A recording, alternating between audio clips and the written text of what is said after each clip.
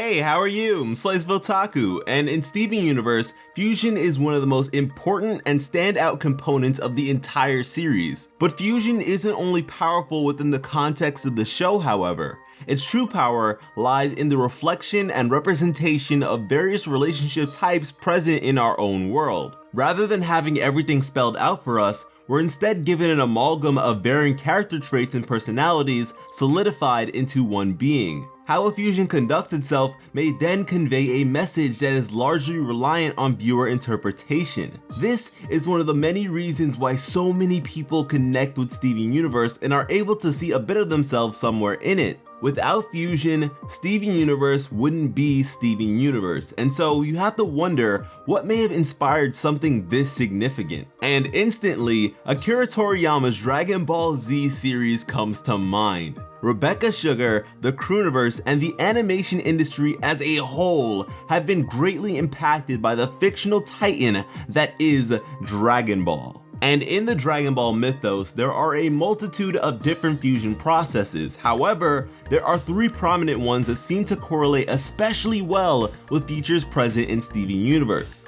The first process being one that is unique to the Namekian species, who, ironically, bear a good amount of similarities to the gem species, like for instance, being genderless despite referring to themselves with pronouns representative of a singular gender, the usage of abilities categorized as magic, or even being able to increase in size and stretch their limbs. Anyways, this Namekian fusion technique is most comparable to that of a permafusion, considering there is no separation afterwards. And of course, in Steven Universe, a fusion can be undone at any point in time, so it's not an exact match here, but for the record, none of these examples will be exactly the same because that would just be plagiarism. But yeah, this technique requires the consent of all participating parties and leads to a tremendous increase in power. But this isn't just a combination of power, it's an assimilation of minds that results in so much more than simple addition.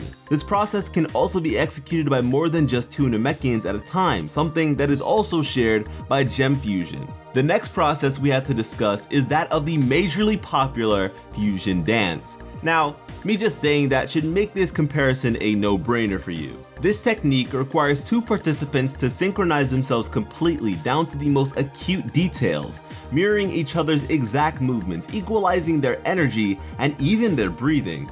In Steven Universe, gems follow a far less strict version of this process to properly synchronize their forms and combine together. And funny enough, Goku actually learned this technique from an alien species.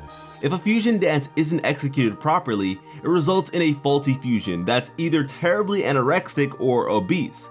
Whereas in Steven Universe, a faulty fusion or unstable fusion is more so an issue of mental stability rather than physical imperfections. Interestingly enough, a unique trait of the most notable unstable fusion in the series, Malachite, is the simultaneous speaking of her components Jasper and Lapis Lazuli, a similarity shared by many Dragon Ball fusions like Gotenks, whose components are Goten and Trunks. Moving on once again, the final process I'd like to highlight is that of the Potara earrings.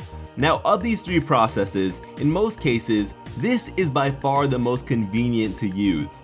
In order to execute this one, two participants simply have to each wear a single pair of Potara earrings on opposite ears, which swiftly compels their bodies to come together and become one. This nearly instantaneous fusion is pretty similar to fusion partners in Steven Universe that are presumably so close that they themselves are already synchronized without the need for a dance process, and instead just come close to one another.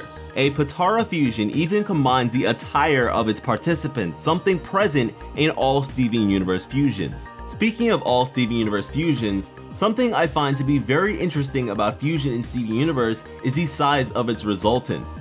I mean, when human-sized beings come together to be the size of skyscrapers, it's a pretty noticeable difference. When it comes to completing tasks on a larger scale, making fusions huge comes across as a pretty convenient plot device.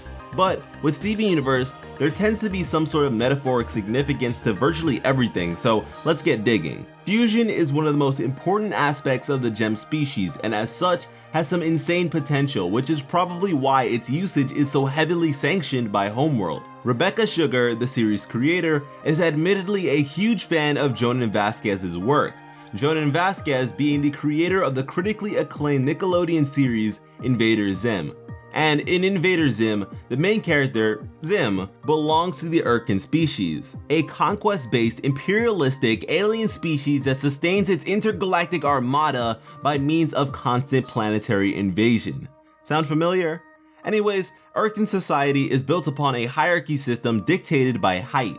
Those on the taller end of the spectrum are provided with better treatment and high-end work, whereas the short portion of the populace are treated poorly and looked down upon. The very tallest living member of the species is actually chosen to lead the empire, being henceforth regarded as the almighty tallest, and if there are multiple of them with the exact same height, they share the position. And with this in mind, all I can think of are the diamonds, who are noticeably massive in comparison to their subjects. And just to reiterate, of course placement in Homeworld society isn't dictated based on height, but the inspiration here seems to be rather prominent. With fusions, gems become so much more than themselves, and they recognize this, effectively separating themselves from the confines of Homeworld's system. The diamonds look down on everyone, metaphorically and literally. But a big enough fusion could change that and place the diamonds in a pretty troubling predicament, to say the least. I suppose when it comes to inspiration from other works of fiction, Steven Universe for the most part seems to be rather transparent about everything. And what's crazy is that this is only inspiration they've taken towards a single fragment of the series. There is so much more to be seen all over the place, and I suppose it's a bit of the fun for some people at this point. All I know is they've done amazingly with the concept of fusion, and if you think there are any sorts of inspiration for this that I may have missed, be sure to let me know. And also, go ahead and give me your thoughts on anything I might have said in this video. And if you enjoyed this at all, be sure to share the love with anyone you think would also enjoy it. Thank you all so much for watching, and have an awesome day. I love you.